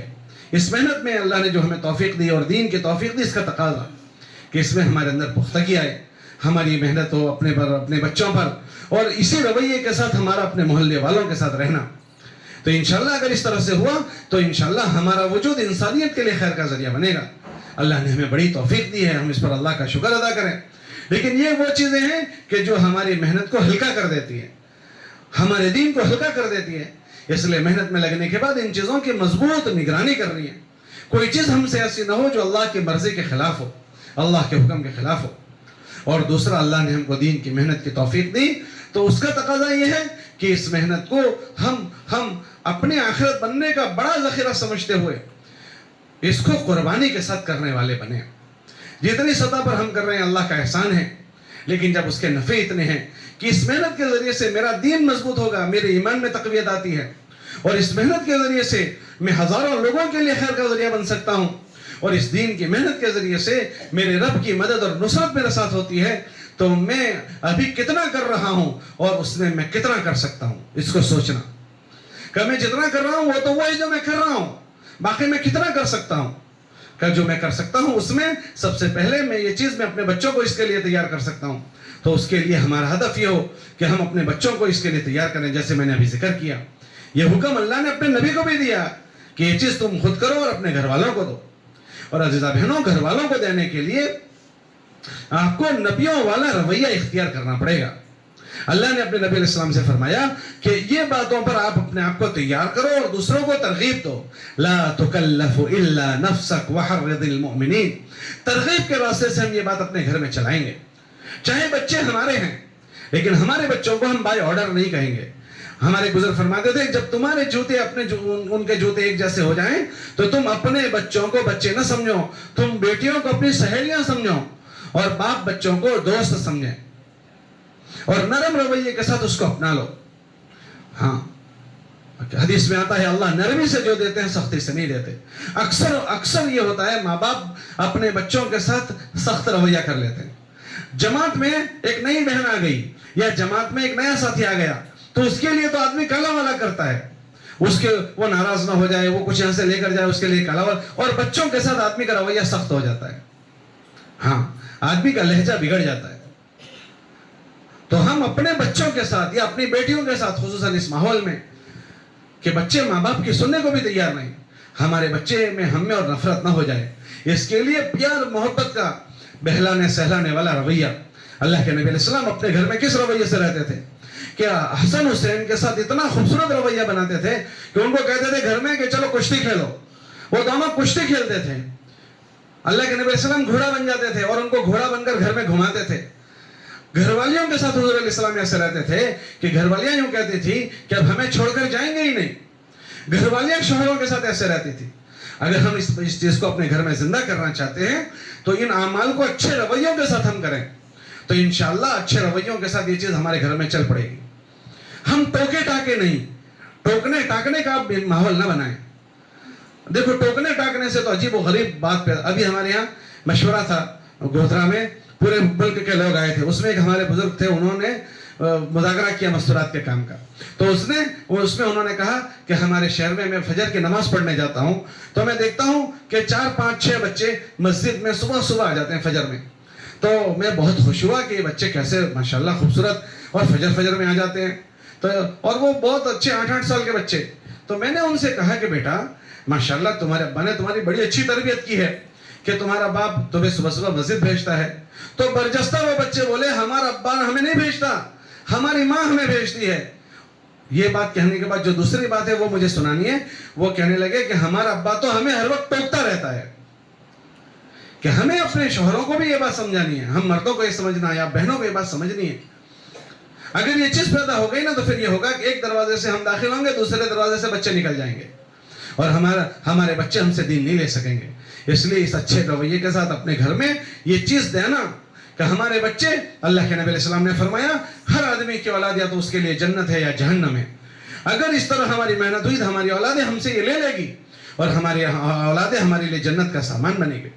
پھر اس کے بعد ہمیں یہی رویے سے اپنے محلے والوں کو دینا ہے کہ مرد تو مسجد میں جو ہمارے مرد بیٹھے ہیں وہ مسجد وار جماعت کے ذریعے سے محلے میں چلیں گے پھریں گے، گشتوں کے ذریعے سے ہر ایک گھر میں یہ فکر زندہ ہو اس کی وہ محنت کریں گے۔ آپ بہنیں اپنے تعلیم کے حلقے کے ذریعے سے ایک گھر میں یہ فکر زندہ ہو جائے اس کی آپ کو محنت کرنی ہے۔ اس لیے آپ کو بہت چھوٹے حلقے کی تعلیم کے دیے ہیں۔ ہمارے بزرگوں نے کہا ہے کہ ہر 30-40 مکانوں پر ایک تعلیم کا حلقہ قائم کر دیں، کیونکہ عورت کو ہمیں دور نہیں لے جانا، بلکہ اس تعلیم کے حلقے میں بھی مجبوری میں لے جانا ہو رہا ہے کہ ابھی گھروں میں اتنا ماحول اور اتنا رواج نہیں پڑا کہ ہر گھر کی عورتوں کو ان کے گھر سے دین مل جائے۔ ہاں اللہ کرے وہ چیز زندہ ہو گئی کہ اگر ہر گھر میں یہ فکریں زندہ ہو گئی پھر انشاءاللہ اس حلقوں کی بھی ہمیں ضرورت نہیں رہے گی۔ یہ تو ایک ہماری مجبوری کا عمل ہے، تو اس عمل کے ذریعے سے ہمارا ہدف یہ ہو، یہ خالی ہم اس تعلیم کے حلقے کو، ہفتہ واری تعلیم کے حلقے کو سرسری نہ سمجھیں کہ تعلیم کا عمل ہے، گئے ایک بہن نے تعلیم کر لی، ایک بہن نے 6 صفات کر دی اور بات پوری ہو گئی، نہ، بلکہ ہم میں سے ایک کا ہدف یہ ہو کہ ہم میں کا ایک مرد اور آپ میں کی ایک بہن ختم نبوت کے صدقے میں پوری انسانیت میں نبی کا دین زندہ ہو جائے، اس کے ہم ذمہ دار ہیں۔ اللہ نے ہمیں اس کا ذمہ دار بنایا ہے اور کل قیامت کے دن اس کی پوچھ ہوگی تو میں جیسے اپنے فکر کر رہا ہوں، اپنے گھر والوں کی میں نے کی، ایسے پھر میں اپنے محلے والوں کی فکر کروں۔ ہمارے نبی علیہ السلام کو اس کا حکم تھا، وَلِتُنذِرَ أُمَّ الْقُرَى، کہ اللہ کے نبی تم اپنے مکے والوں کی فکر کرو۔ تو مکے والوں کی فکر کے لیے وہ پھرتے تھے، تو مرد تو جو چلیں گے پھریں گے گشت کریں گے، آپ بہنوں کو گشت نہیں کرنا، آپ بہنوں کو ملاقاتوں میں نہیں جانا، مگر آپ بہنیں ان 30 مکانوں کے تعلیم کے حلقے کے ذریعے سے آپ یہ فکر پوری دنیا میں پہنچا سکتی ہو۔ اس کے لیے سب سے پہلے تو آپ کے اس عمل کے اندر صحیح نیت کو کرنا ہے کہ ہم ختم نبوت کی محنت کے صدقے میں اس محنت کے کرنے کے ذمہ دار ہیں، اس لیے ہم کر رہے ہیں۔ ایک بات دوسری نیت یہ کرنی ہے کہ ہمارا یہ عمل ہمارے محلے میں ہو رہا ہے، لیکن ہم عالمی نبی کے عالمی امتی ہیں، تو اس عمل کا ذریعے سے ہم پورے عالم میں ہدایت پھیلانا چاہتے ہیں۔ انشاءاللہ اگر آپ نے اس عمل میں عالم کی نیت کی تو آپ تعلیم اپنے محلے میں کرو گی، اس کے اثر آپ پورے عالم میں پڑیں گے۔ حضرت مولانا عشق رحمۃ اللہ علیہ ایک مرتبہ ٹرین میں سفر میں جا رہے تھے، تو نماز کا وقت ہوا تو ایک صاحب نے اذان دی، تو حضرت نے پوچھا کہ آپ نے اذان کیا دی اور کس نیت سے دی؟ تو کہا حضرت اذان عمل ہے اس لیے دیا اور نماز سب لوگ ہم پڑھ لیں اس لیے دی، کہ اگر آپ اس اذان کو پورے عالم کی نیت سے پڑھتے تو اللہ اس کے اثرات پورے عالم پڑھ ڈالتے۔ ابھی ہم بیٹھے ہیں، ہمیں ابھی بھی عالم کی نیت کرنی چاہیے۔ تو آپ بہنیں بھی اپنے تعلیم کے حلقے میں پورے عالم کی نیت سے جاؤ اور اپنے آپ کو ذمہ دار سمجھ کر جاؤ کہ ہم ذمہ دار ہیں۔ یہ نہیں کہ مسجد والوں نے آپ کو نام لکھ کر بھیجا اس لیے کر رہے ہیں، یا تبلیغ والوں نے کہہ دیا، ہم سب تبلیغ والے ہیں اور ہمیں براہ راست اللہ کی طرف سے ذمہ داری ملی ہے۔ یہ مسجد والے تو ہمیں ترتیب دیتے ہیں، اگر وہ ترتیب نہ دیں تو بھی ہم ذمہ دار ہیں۔ تو اس ذہن کے ساتھ آپ کو جانا ہے۔ اور عزیزہ بہنوں، آپ کا ہدف اور ٹارگٹ یہ ہو کہ ہمیں ہمارے بڑوں نے اتنے دائرے میں محنت کے لیے کہا ہے، تو کم سے کم ہماری محنت کا ایسا نقشہ ہو جائے کہ جتنا دائرہ ہمیں محنت کے لیے دیا گیا اس میں تو کم سے کم یہ دین زندہ ہو جائے۔ اس کے لیے پہلی بات آپ کی یہ ہونی چاہیے کہ ہمارے سارے مکانوں کی بہنیں ہمارے تعلیم کے حلقے میں آ رہی ہے نہیں آ رہی ہے؟ جو آ رہی ہے اللہ کا احسان ہے، جو نہیں آ رہی ہے وہ کیسے آ جائے اس کی فکر آپ کے اندر ہو، کیونکہ وہ آئے گی تو آپ کی فکریں لے گی، آئے گی ہی نہیں تو آپ کی فکریں کیسے لے گی؟ تو اس کے لیے اگر مان لو آپ اکثر ڈائریاں جو دیکھتے ہیں نا تو اس میں دیکھتے ہیں کہ کتنی مکانوں میں سے کتنی بہنیں پہنچ رہی ہے، تو 50% بہنیں بھی نہیں پہنچ رہی ہے، بلکہ بعض جگہ پر تو 30%، 40% بہنیں پہنچتی ہیں۔ 50-60% جب اس محلے کی مستورات آئے گی ہی نہیں تو آپ جو چیز چلانا چاہتے ہو ان گھروں میں کیسے چل پائے گی؟ اور آپ خوب جانتی ہو کہ کسی گھر کی کسی عورت کا بن جانا اس کے گھرانے کا بن جانا ہے۔ اب اگر اس گھر کی عورت نے آپ کی یہ بات نہیں لی اور وہ شریک نہیں ہوئی تو گویا وہ پورا گھر آپ سے کٹ گیا۔ ایک خاتون نہیں کٹی ہے، ایک گھر کی ایک عورت نہیں کٹی ہے۔ آپ اس کا ذہن بنائیں کہ ایک خاتون کا کٹ جانا ایک گھرانے کا کٹ جانا ہے، اس کی پوری نسل کا کٹ جانا ہے۔ حضرت جی فرماتے تھے ایک عورت کا بننا ایک نسل اور ایک خاندان کا بننا ہے۔ تو آپ کے ذہنوں میں یہ بات سوار ہو کہ ہمارے جو 30-40 مکان ہمیں تعلیم کے حلقے کے لیے دیے ہیں وہ 30-40 مکان کی 100% مستورات آ رہی ہے نہیں آ رہی؟ اگر آ رہی ہے تو اللہ کا شکر ادا کریں، نہیں آ رہی ہے تو ہم اپنے آنے والی بہنوں کو بھی دائی بنا کر بھیجیں کہ دیکھو بہنوں یہ دین ہماری کتنی بڑے ضرورت کی چیز ہے، ہمارے محلے کے ساری مستورات اس کے اندر یہ چیزیں آئیں اور ہر گھر میں آئیں، اس کی ہمیں فکر کرنی ہے اور ہم سب اس کے ذمہ دار ہیں۔ تو آپ بہنیں 15-20 بہنیں آئی ہو، آپ ہر ایک کسی نہ کسی کی پڑوسن ہوں گی، تو آپ محنت کرو کہ آئندہ ہفتے اپنی پڑوسن کو لے کر آنا ہے۔ اگر ہر پڑوسن اپنے پڑوسن کی فکر کر لے گی نا تو ابھی 15 ہے، آئندہ 30 گھروں کی بہنیں آ جائیں گی انشاءاللہ۔ تو اپنے آنے والی بہنوں کو بھی دائی بنا کر ہمیں بھیجنا ہے اور خود بھی تعلیم کے حلقے کے بعد پورا ہفتہ دائیانہ زندگی گزارنا ہے۔ ایسا نہیں ہے کہ جس دن آپ کی تعلیم کا حلقہ ہے اسی دن آپ تبلیغ والی ہو، نہ، آپ پورے ہفتے میں ہماری 30 مکانوں والوں سے ہماری 5 تعلیم والی بہنیں، 6 تعلیم والی بہنیں، کبھی ایک دوسرے سے ملنا ہو جاتا ہے، کبھی ٹیلی فون سے بات ہو جاتی ہے، تو ہم اس کے ذریعے سے بھی ان کو ہدف بنائیں، ایسے گھر والوں کو ہم مانوس کریں۔ بھئی ہمارے محلے میں رہتے ہیں، کبھی کچھ پکایا ان کے گھر بھیج دیا، اور کبھی وہ ملاقات ہو گئی ان کو مانوس کر لیا، ان کی غمی میں شریک ہو گئے، ان کی خوشی میں شریک ہو گئے۔ اس ترتیب سے ہم نے ان کو اپنے عمل میں شریک کر لیا۔ ہمارا ٹارگٹ یہ ہو کہ ہمارے محلے کی 100% مستورات کیسے آئے، تو ہم پورے ہفتے اس فکر کے ساتھ گزاریں اور کبھی بھی ہمارا کسی سے رابطہ ہو تو ہم موقع دیکھ کر بات کرنے کو چوکے نہیں، دائیانہ زندگی گزاریں۔ اگر آپ اپنی ذات سے اس طرح فکر کرتی ہوئی آنے والی بہنوں کو دائی بنا کر بھیجو گی نا تو انشاءاللہ ہمارے محلے کے 100% مستورات ہمارے تعلیم کے حلقوں میں شریک ہوگی۔ اور جب یہ تعلیم کے حلقوں میں شریک ہوں تو ہم تعلیم والی بہنیں جتنی بھی ہماری ہیں وہ اللہ سے مانگ کر جائیں کہ اللہ پاک یہ ساری بہنیں آئی ہے، اللہ پاک تو ان پہ وہ بات پیدا فرما دے جو تو زندہ ہونے کو پسند کرتا ہے، تو جو چیز چاہتا ہے اللہ ان میں سے ایک میں وہ چیز زندہ کر دے۔ ہم بہانے کے طور پر تعلیم کریں گے، اللہ ہماری تعلیم میں تاثیر پیدا فرما دے، ہمارے مذاکروں میں تو تاثیر پیدا فرما دے۔ ایک خاتون اللہ سے مانگ کر جائیں کیونکہ ہم بہت بڑے بات کے لیے جا رہے ہیں۔ آپ تعلیم کے عمل کو کیا سمجھ رہی ہو؟ یہ چند بہنوں کو جمع کر کے چند باتیں سنانے کا نام نہیں ہے کہ اس کے ذریعے سے ان کی زندگیوں کو ایک عمل پر لے جانا ہے۔ تو کوشش ضرور ہو کہ ہماری مستورات اللہ سے مانگ کر جائیں۔ جن کے ذمہ کی تعلیم کی کتاب ہے وہ اللہ سے مانگے، 6 صفات والی مانگے، استقبال والی مانگے، باقی ساتھی بہنیں بھی اللہ سے مانگیں۔ اور آپ کو دل میں یہ ہو کہ اللہ نے ہمیں موقع دیا ہے اللہ کی بات اس بندوں تک پہنچانے کا، اللہ سے عظمت سے مانگ کر جائیں. کتاب پڑھنے والی کتاب اچھے سے دیکھ کر جائیں. 6 صفات والی 6 صفات کا ایسے مذاکرہ کریں کہ ایک ایک ایمان ایک ایک خاتون کو یہ محسوس ہو کہ یہ ہماری زندگی کی بہت بڑی ضرورت کی چیز ہے. پھر جب آخر میں ترغیبی بات ہو تو ان سب کو عزائم کرواویں کہ اتنی بڑی بات ہمارے ایک ایک گھر میں زندہ ہو جائے. اس کے لیے آنے والی بہنوں کو ان کو گھر میں تعلیم کے پھر 6 صفات کا عزائم کرواویں. اور پھر جو مہینے میں ایک مرتبہ آپ میں وہاں بات ہوتی ہے اس میں بھی تشکیل ہوتی ہے، آپ اپنے 6 نمبر میں بھی آخر میں تشکیل کرو کہ اتنی مبارک زندگی ہمیں بھی سیکھنی ہے. تو اس کے لیے ہمیں بھی اللہ کے راستے میں جانا ہے، ہمارے مردوں کو بھی ہمیں اللہ کے راستے میں بھیجنا ہے. اس زندگی کی ہمیں ان کی تشکیل کرنی ہے. ہو سکتا ہے ابھی نہیں لیکن آج نہیں تو کل، کل نہیں تو پرسوں انشاءاللہ ان چیزوں کی عظمت دلوں میں آ جائے گی اور مسورات بھی تیار ہوگی، وہ اپنے مردوں کو بھی تیار کرے گی. تو ہمارے تعلیم کے عمل کو ہمیں سرسری نہیں لگنا، ہمیں اس کو رسم نہیں بنانا، رواجی نہیں بنانا، بلکہ ایک نیت کے ساتھ ایک مضبوط ہمارا ہدف ہے، اس کے ذریعے سے اللہ کرے وہ ہمیں مل جائے. تو ہمیں اپنے تعلیم کے ذریعے سے ایک اپنی فکر، پھر اپنے گھر والوں کی فکر، پھر اس کے بعد اپنے محلے والوں کی فکر. ہاں جس طرح ہم نے اپنے مستورات کی فکر کی، جو مستورات تعلیم کے حلقے میں نہیں آئی ان کے نام اپنے ان گھروں کے نام اپنے محرم مردوں کو آپ دو کہ ہمارے 30 مکانوں میں سے 15 مکان کے لوگ آئے تھے، یہ مکانوں والے نہیں آئے، تو پھر وہ مردوں کے ذریعے سے مردوں پر محنت کریں گے. تو اس طرح انشاءاللہ ایک مضبوط نظام بنے گا اور انشاءاللہ محلوں کے محلے سنورتے چلے جائیں گے. اسی طرح ترتیب بنتی ہے کہ آدمی اپنے آپ کو سنبھالا دے، پھر اپنے گھر کو بنائیں، پھر گھر بنتے چلے جائیں گے تو محلے بنیں گے اور محلوں سے گاؤں سے ہی ہو جائے گا. اگر اس طرح ترتیب بن جائے نا تو انشاءاللہ آنن فانن محلوں کے محلے مدینہ منورہ کے نقشے پر زندہ ہو جائیں گے. تو عزیزہ بہنوں، ہمارے اس کے ذریعے سے یہ مطلوب ہے. اب ہر تعلیم والی بہن اپنا جائزہ لے کہ ہم ایک ایک محلے میں کتنے وقت سے تعلیم کر رہی ہے.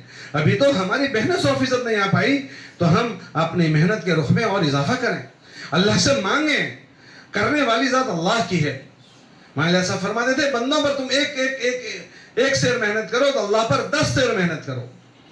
ہم اس کو اللہ سے مانگیں. اتنی بڑی بات اللہ ہم سے لے رہا ہے، کل قیامت میں ہمارا کتنا بڑا ذخیرہ بنے گا. تو اس کو ہم اللہ سے اچھے سے مانگیں، اللہ سے اس کو قبول کرواویں. ہمارے بزرگ فرماتے تھے اللہ سے فیصلے کرواؤ تو ہم اللہ سے اس کو منواویں. یہ بہت بڑی کمائی آپ کی ہو جائے گی. پھر اس کے بعد آخری بات، اس کے بعد آگے کی بات کہ اپنے دین کو اچھا کرنے کے لیے سیکھنے سکھانے کے حلقے ہیں. سیکھنے سکھانے کے حلقے ہر ہفتے آپ کا کام کرنے والی بہنوں کا سیکھنے سکھانے کا حلقہ ہوتا ہے. وہ حلقہ یہ کہ ہمارے وہاں تعلیم کے حلقے میں تبلیغی محنت میں ایک دائرہ ہے، اس دائرے سے باہر ہمیں نہیں جانا ہے. اس میں اسی دائرے میں رہ کر جو چیز سیکھنی ہے وہ سیکھنی ہے. لیکن باقی کا دین ہمیں ان سیکھنے سکھانے کے حلقوں کے ذریعے سے ہمیں اپنے سے متعلق جو ضروریات زندگی ہے وہ سیکھنی ہے تاکہ زندگی کے سارے شعبے ہمارے دین والے بن جائیں. تو اس میں ہمیں فکر سے شریک ہونا ہے اور جو سیکھنے کی چیزیں سیکھنی ہے وہ سیکھنی ہے تاکہ ہماری زندگیوں میں جہالت نہ رہے، غفلت نہ رہے. دیکھو جہالت جو ہے نا وہ کفر کی صفت ہے. کفر کی صفت کہ کافر لوگ اپنے کفر کی وجہ سے جاہل رہتے ہیں، ہم ایمان والے ہو کر جاہل رہے. یہ جتنی عبادتیں منہ پر ماری جاتی ہیں وہ جہالت کی وجہ سے، اس کو صحیح نہیں کیا جاتا. تو ہماری عبادتیں اچھی ہو اس کے لیے ہم سیکھنے سکھانے کے حلقے کے ذریعے سے اپنے سارے اعمال کو ٹھیک کریں. سنتوں کو سیکھیں، ضرورت کا قرآن سیکھیں، ضرورت کے دین کی باتیں سیکھیں اس سیکھنے سکھانے کے ذریعے سے. تو انشاءاللہ اس سے ہمارا دین بھی اچھا ہوگا، دین کی محنت بھی اچھی ہوگی. پھر اس فکر کو لے کر ہمیں پوری دنیا میں جانا ہے. جیسے ہم ختم نبوت کی محنت کے صدقے میں اپنے ذمہ دار، اپنے گھر والوں کے اور اپنے محلے کے، ایسے پورے عالم کے ذمہ دار ہیں. تو ہمارے مردوں کو بھی ہم اس فکر کو لے کر پوری دنیا میں بھیجیں. اللہ کا احسان ہے کہ ہمارے وہاں رواج پڑ گیا، 4 مہینے کی جماعتیں ملکوں میں جا رہی ہے، صوبے میں جا رہی ہے، ملک میں جا رہی ہے. اور اسی طرح اللہ کا احسان ہے کہ ہماری مستورات نے بھی اس فکر کو لیا. ابھی بھی ہماری ایک جماعت، عورتوں کی جماعت ماشاءاللہ افریقہ میں کام کر رہی ہے، ملاوی میں کام کر رہی ہے. تو ایسے عزیزہ بہنوں آپ اس کو اپنی سوچ بناؤ کہ ہم ختم نبوت کی محنت کے صدقے میں، ختم نبوت کے صدقے میں ہم پورے عالم کے ذمہ دار ہیں. تو ہم جہاں جہاں ہمیں محنت کرنے کا موقع ملے گا وہاں ہم جائیں گے. جیسے ہمارے نبی علیہ السلام جہاں جہاں اللہ نے ان کو جانے کا موقع دیا وہاں خود گئے، اور جہاں وہ نہیں جا سکے وہاں افراد کو تیار کر کر کے بھیجا ہے. تو ایسے ہی عزیزہ بہنوں آپ بھی جہاں جا سکتے ہو اپنی ذات سے ہمیں خود جانا ہے.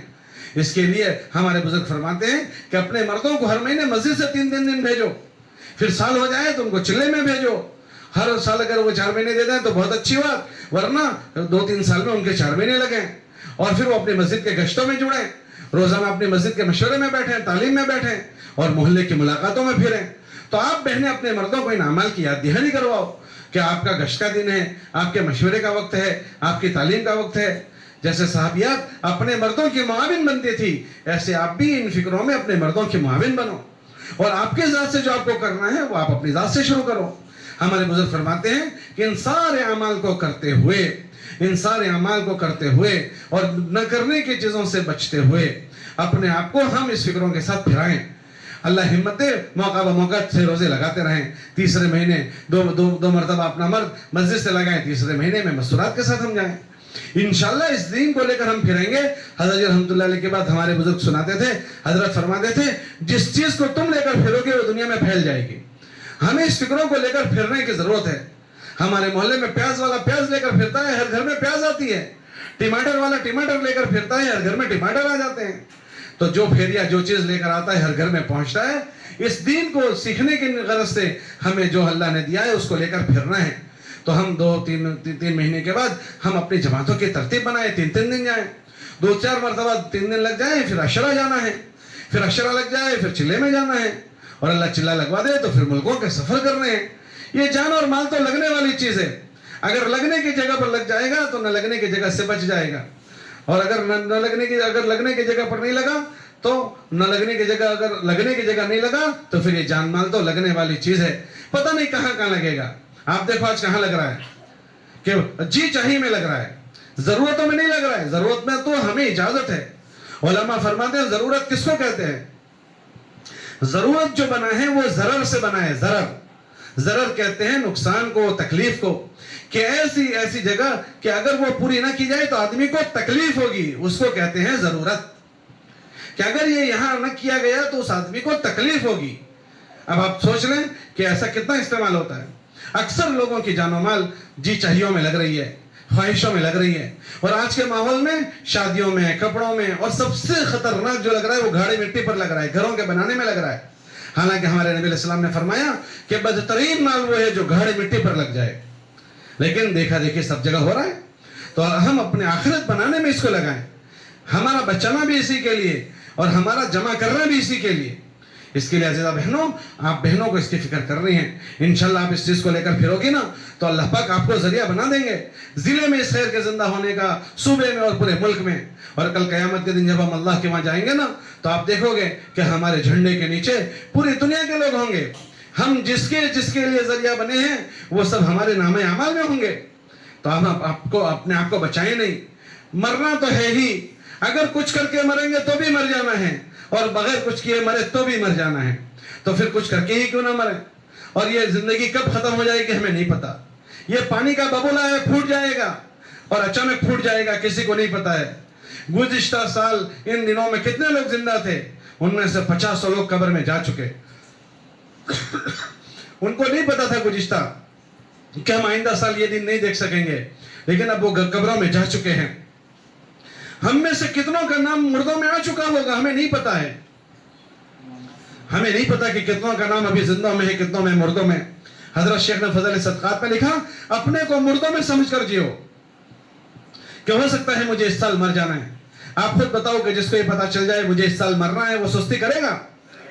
تو حضرت شیخ نے فضل صدقات میں لکھا، اپنے آپ کو مردوں میں سمجھ کر جلائیں، مردوں میں مجھے اس سال مر جانا ہے۔ جس کو ایسا پتا چل جائے وہ کتنی محنت کرے گا؟ تو اس طرح اپنے آپ کو مردوں میں سمجھ کر جلائیں۔ اور دوسرا حضرت نے لکھا، جس کو جو کام کرنے کا موقع ملے اس کو آخری سمجھ کر گزریں۔ ہو سکتا ہے آئندہ کام کرنے کا موقع نہیں ملے گا، ہو سکتا ہے زندگی ساتھ نہ دے، ہو سکتا ہے مشغولی آ جائے، ہو سکتا ہے بیماری آ جائے، اللہ ان سب سے ہماری حفاظت فرماوے۔ لیکن حضرت نے فرمایا کہ اپنے آپ کو اللہ نے جو موقع دیا اس کو آخری سمجھ کر گزرو، ہو سکتا ہے آئندہ ہم نہ کر سکیں، اس لیے سستی نہ کریں، مقام پر بھی سستی نہ کریں۔ معمولی عذر کی وجہ سے تعلیم کے حلقے نہ چھوڑ دیں، تعلیم کے حلقے پورے محلے کے مستورات آئے گی، اور ہماری تعلیم والی بہن اس میں نہیں گئی تو ہمارے تعلیم کے حلقے کا کیا حال بنے گا؟ ہماری 6 صفات بولنے والی بہن نہیں پہنچی تو آپ مجھے بتاؤ اس سے تعلیم کے حلقے کا کیا حال بنے گا؟ ہم معمولی عذر کی وجہ سے اپنے تعلیم کے حلقوں کو نہ چھوڑیں، بلکہ ہمیں تو انتظار رہنا چاہیے تعلیم کے حلقے کے دن کا.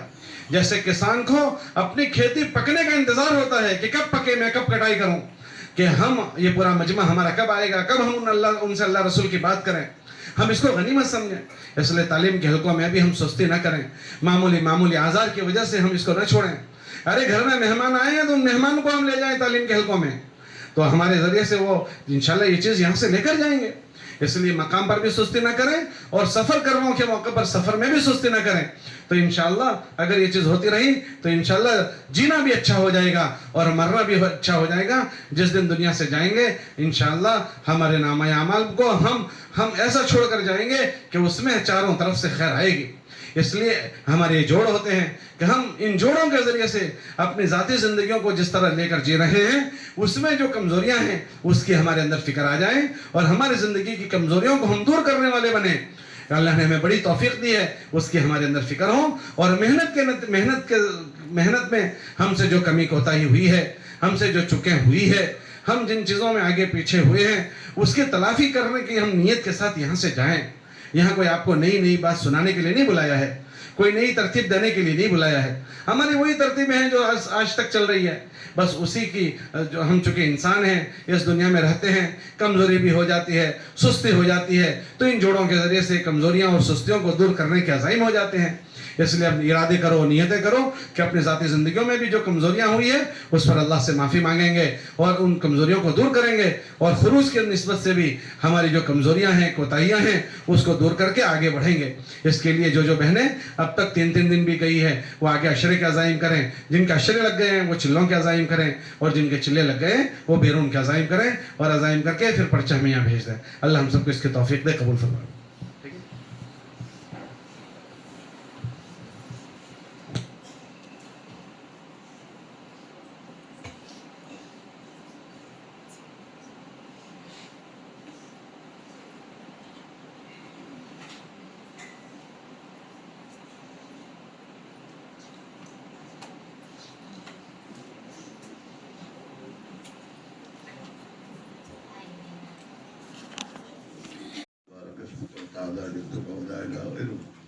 اللهم صل على سيدنا محمد وعلى آل سيدنا محمد وبارك وسلم. ربنا ظلمنا أنفسنا وإن لم تغفر لنا وترحمنا لنكونن من الخاسرين. ربنا اغفر لنا وتب علينا إنك أنت التواب الرحيم. اللهم من أحييته منا وأحيه على الإسلام، ومن توفيته منا وتوفه على الإيمان. اے اللہ، محض اپنے فضل و کرم سے تو ہمارے ماں باپ، بھائی بہن، خاندان اور اللہ تمام امت مسلمہ کی تو پوری مغفرت فرما دے. ہم سب سے تو راضی ہو جا، ہمیں اپنے سے راضی فرما دے. اپنی رضا والی زندگی میں نصیب فرما، اپنی ناراضگی والی زندگی سے ہماری حفاظت فرما. جان اور مال تیری امانت ہے، اسے امانت سمجھ کر تیری منشا کے مطابق تیرے نبی علیہ السلام نے جہاں امت کی جان مال لگوائی، اے اللہ وہاں میں لگانے کی توفیق نصیب فرما. اے اللہ دنیا سے زیادہ ہمیں آخرت کا فکر نصیب فرما، اور اس کی برکت سے ہماری دنیا کو بھی تو بہتر بنا دے. اے اللہ زندگی کے ہر شعبے میں تیرے احکام والی زندگی نصیب فرما دے. تیرے پیارے نبی علیہ السلام کے مبارک طریقوں پر زندگی گزارنے کی توفیق نصیب فرما دے. اے اللہ دین کی اس عظیم محنت میں جس طرح ہمیں اپنے اوقات کو لگانے چاہیے، ہمیں اے اللہ اس طریقے سے لگانے کی توفیق نصیب فرما. تیرے دین کی عظیم محنت کو جس فکر کے ساتھ، جس قربانی کے ساتھ اے اللہ کرنے کی ضرورت ہے، ہمیں کرنے کی توفیق نصیب فرما دے. اے اللہ ہمیں ہدایت کامل عطا فرما دے، اور دنیا میں ہدایت کے پھیلنے کا ہمیں ذریعہ بنا دے. ہمیں گمراہی سے بچا لے، اور گمراہی کے پھیلنے کا ذریعہ بننے سے ہماری حفاظت فرما دے. اے اللہ ہمیں اے اللہ صحابہ کی طرح زندگی گزارنے کی توفیق نصیب فرما، اور ہمارے گھروں کو صحابہ کے گھروں کی طرح اے اللہ ایمانی زندگی سے، ایمانی ماحول سے، اور اے اللہ تیرے دین کے تقاضوں پر اپنے محبوب سے محبوب چیز کے قربان کرنے کے حوصلے و جذبات سے اے اللہ تو ہمارے گھروں کو تو آباد فرما دے. اور اے اللہ ہر قسم کی اے اللہ برائیوں کو ہماری زندگی سے تو اے اللہ دور فرما دے. اور اے اللہ اپنی رضا اور زندگی میں نصیب فرما دے. دنیا اور آخرت کی بھلائی میں نصیب فرما، دنیا اور آخرت کی ذلت شخائش ہماری حفاظت فرما، تیری دی ہوئی جان اور مال کو اے اللہ تیرے دین کے تقاضوں پر ہمیں لگانے کی توفیق نصیب فرما، اے اللہ ہمارے جمع ہونے کو، کہنے سننے کو قبول فرما، اور اے اللہ ہمارے عزائم اور ارادوں کو تو قبول فرما، 100% امت میں اے اللہ اپنے دین کی عظیم محنت کو زندہ فرما دے، ایک ایک فرد امت کو، مرد و عورت کو اے اللہ تیرے بندے بن کر اور تیرے نبی کی امتی بن کر زندگی گزارنے کی توفیق نصیب فرما دے۔ جناب رسول اللہ صلی اللہ علیہ وسلم نے جو جو خیر کی دائیں کی دعائیں مانگی ہیں ہم تو سے مانگتے ہمیں عطا فرما دے، جن جن شروں سے پناہ چاہیے ہم پناہ چاہتے ہیں ہمیں پناہ نصیب فرما دیں، جو مانگا وہ بھی عطا فرما، جو مانگنا چاہیے نہیں مانگ سکے اپنے فضل و کرم ہمیں نصیب فرما، ہمارے بیماروں کو شفا نصیب فرما، حاجت مندوں کی جائز حاجتیں پوری فرما، قرض داروں کے قرضوں کا ادا فرما، مظلومین کی حمایت فرما، ظالمین کو سچی پکی توبہ کی توفیق نصیب فرما، مسجونین کو سجن سے رہائی نصیب فرما، اے اللہ ہماری زندگی کے ہر شعبے میں اے اللہ تیرے احکام زندہ فرما، اور تیرے نبی علیہ السلام کی پاکیزہ سنتیں زندگی کے ہر شعبے تو زندہ فرما دے، اور ذریعہ و بہانے کے طور پر ہمیں قبول فرما لے۔ ربنا تقبل منا انک انت السمیع العلیم وتب علینا انک انت التواب الرحیم، اللہم آمین، وصلی اللہ تعالی علی خیر خلقہ سیدنا محمد وآلہ وصحبہ اجمعین برحمتک یا